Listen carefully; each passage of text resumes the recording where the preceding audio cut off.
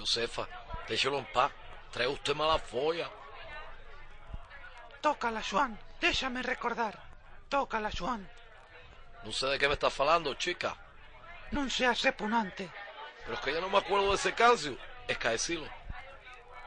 Recuérdotela yo. Tarararara, tarararara.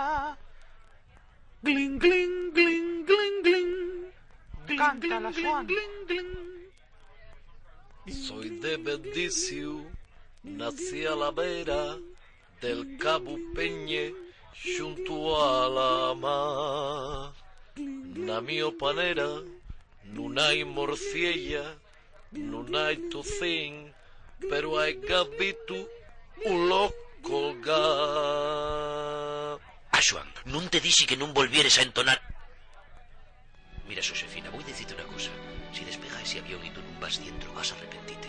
Igual non llego hoy ni tampoco mañana, pero vas a arrepentirte fijo, ¿oíste? Así que cuela de una puta vez.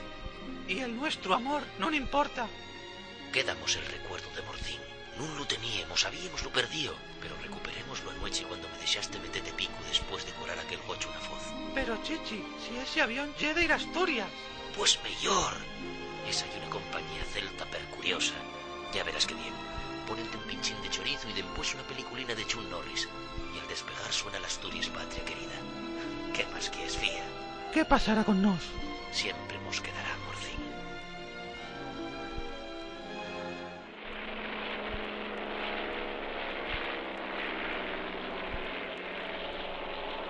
Ala, a calcala. ¿Viste qué rápido despachemos a la pantalonera esta? Qué pena que en ta no nos podamos casar. Paciencia, Joselín, paciencia. Y es verdad, Chichi, pero quién sabe, ¿oh? Igual algún día hasta podemos adoptar un guaje. Presiento que este iba a ser el comienzo de una gran amistad. Amistad, diz. Tú lo que quieres ya es subirme a la tena, bandido.